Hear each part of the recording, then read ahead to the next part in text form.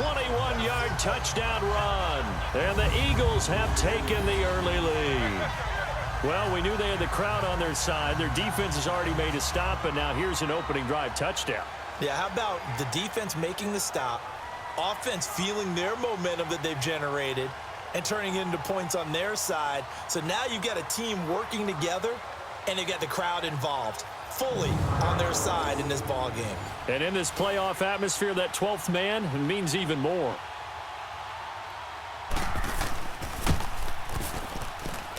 Elliott good on the extra point, and that makes the score 7-0.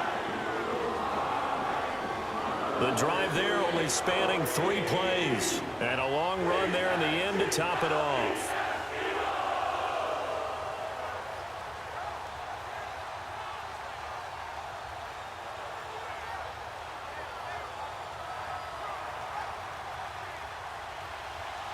Elliott now to kick this one away. That'll be taken in the end zone. And no run back here. This will be a touchback, and it comes out to the 25-yard line. Now the Vikings offense works their way back onto the field. And they had a long drive going last time, but it stalled out. But still, maybe something positive to carry forward from that last drive. Well, a few different things that you carry forward. Number one, as you noted, they were moving it pretty well, so that gives them a lot of confidence. The second part is, keeps your defense off the field, gives them a chance to rest up a little bit. And last but not least, you've taken a good look at what you've done on offense, noted where the weaknesses are, and you know when you want to come back to them. I like when you're organized with your points. Well done. Point A, B, and C. Second down, Cousins. Pressure comes, and down he goes. The Eagles get there for the sack. Fletcher Cox busting through to get him for a loss of 6.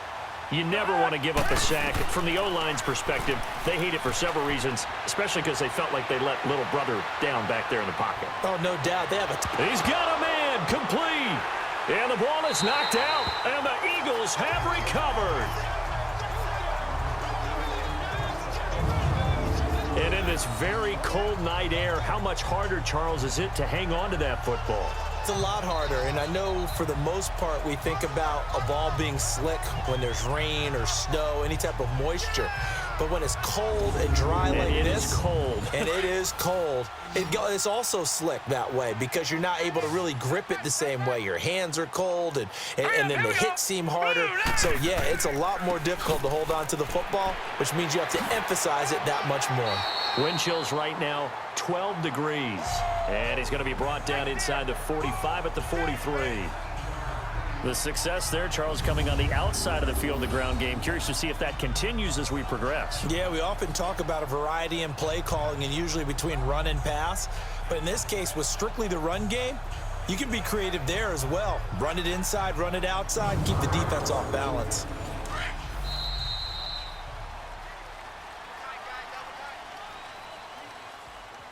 One quarter gone in this NFC divisional round matchup. 7-0 is our score, and we're back to Philadelphia after this.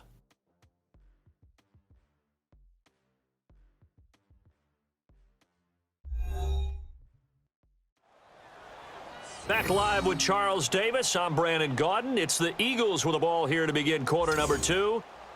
They're looking at a second and short yardage to start things out.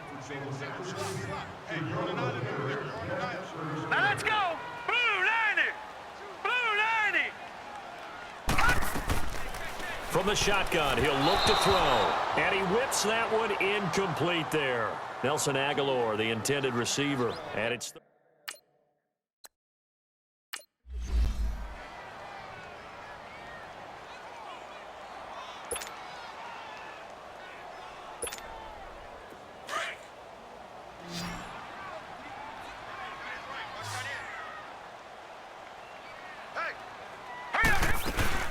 They'll run it now out of the gun.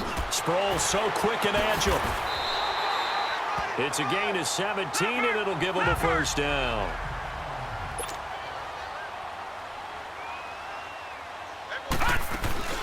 They'll run it now out of the gun. And they will eventually get him down, but he's inside the 5 all the way to the 3. Personal foul, face mask, defense.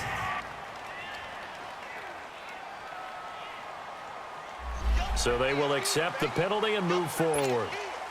So now then the penalty's got them set up with a 1st and goal.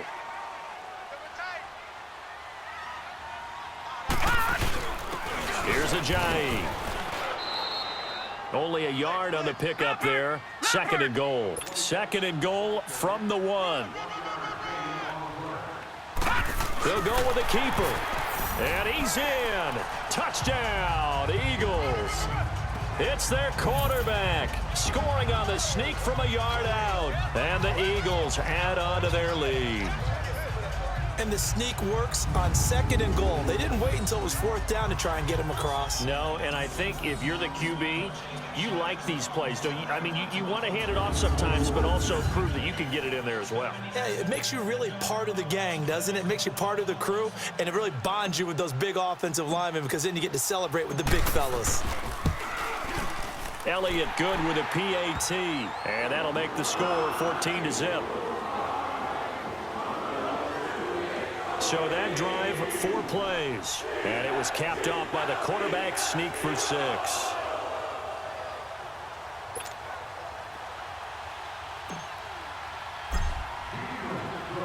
Elliott now to kick this one away. Fielded about a yard deep.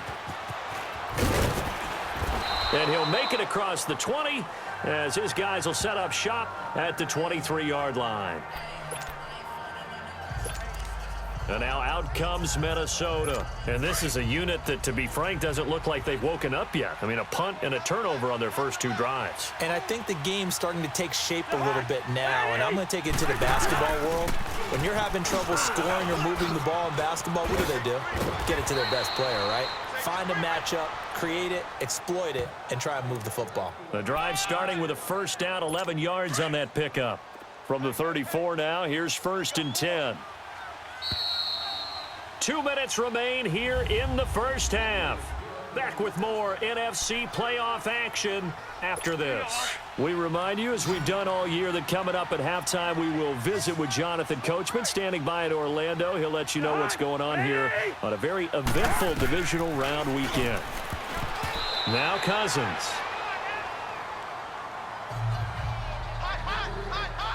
I think he's a little trigger happy right there, and it turned into an ill-advised throw into their zone. Well, we know he has confidence. He'll throw it any place, anytime, anywhere. That time it fell incomplete. From the 34, they'll come to the line on 2nd and 10. A 2nd down throw for Cousins. Throwing for his running back, and he's got him complete. And he'll be brought down right around the 37. It'll be a 3-yard gain, and that's going to bring up a 3rd down. Working out of the gun, Cousins. And this is going to be incomplete. Not only was the call spot on, how about the execution of that defense right there? The zone was absolutely locked up tight. He was trying to force it in there on 3rd down. But if there's a time to force it, he felt like he needed to make a play, right? Yeah, exactly right. 3rd down, you got to try and find something. There's nothing available there for him.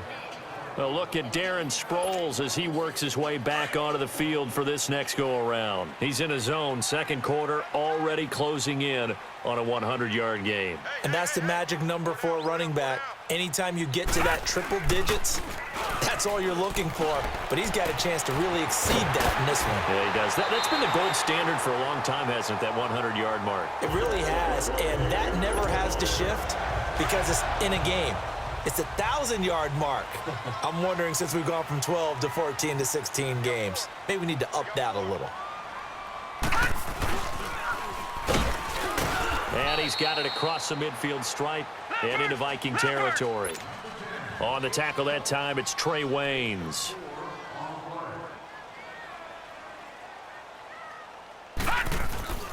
Off the play fake, he'll look to throw. And that's going to be incomplete. The former Pro Bowl linebacker Anthony Barr there to jar it free. When I watched that play, I thought about what my coaches had told me in the past. The biggest teaching point, get your head around. Locate the football so you can make a play on it while it's in the air. That's exactly what he did there. That was nice. Room here to run. Muscles by at the 25. And he'll get this one down near the 20-yard line, just shy of the 20. A pickup of 24 on the third down conversion.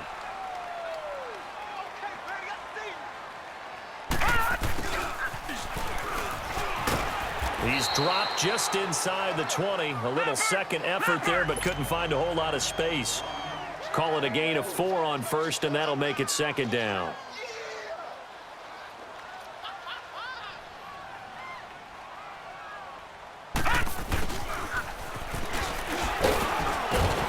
And he's able to work it here to the 8-yard line.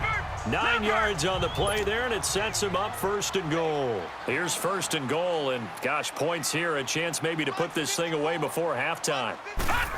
Oh, how about this on first and goal? And shedding through the tackle. And just shy of the goal line as he's out of bounds right at the 1. It's a good pickup of 7 yards, and now they're looking at second and goal. Second and goal from the 1.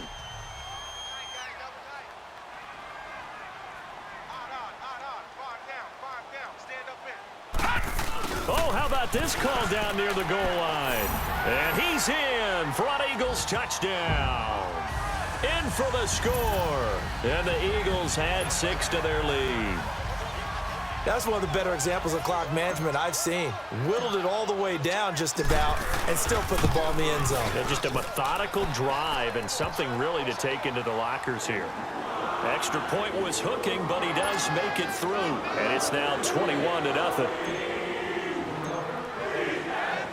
Elliott now to kick this one away. To return, here comes Marcus Sherrills. And he's up past the 20 to the 22-yard line.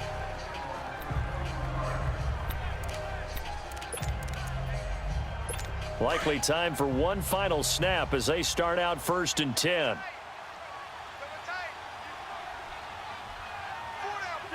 And with time running short here, they'll simply take a knee, and that should do it for half number 1. So we've come upon halftime here in this NFC divisional round matchup. As we'll send you down the coast now to Orlando, that's where we find Jonathan Coachman, ready with our EA Sports halftime report. Coach. Okay, Brandon, this is the second of 4 games this weekend as we narrow the field down to the 4 teams who will meet in the league championship games next Sunday. We'll get back out to you guys in just a moment. But first, let's take a look ahead to tomorrow's other divisional round game in the NFC.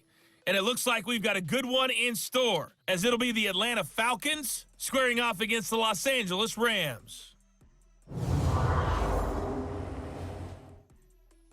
Meanwhile, in our game, we're set up for a terrific second half. So to find out who will advance to the NFC title game, let's send it back out to Brandon Godden. All right, Coach, thank you, and we welcome everyone back for quarter number 3.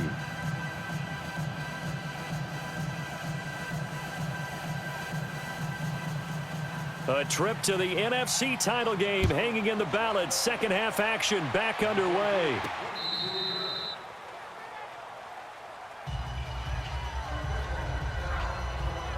Out come the Eagles now as he'll go on offense first here in the third quarter. They've really distanced themselves. They have put the pedal to the metal, I guess, so to speak. So definitely have them in the rearview mirror, don't they? I mean, you're exactly right.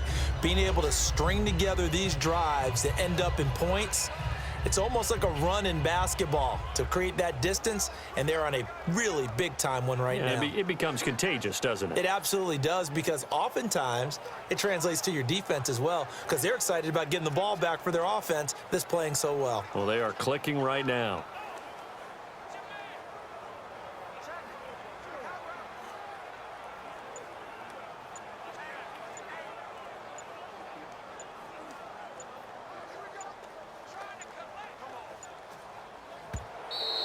Now problems right out of the gate. We're going to get a delay. Delay of game, offense. They were trying to create some space to run. They created the penalty. And you work on it so much. You work on it so hard. But it's tough to simulate game speed in practice, and that often runs you into a penalty.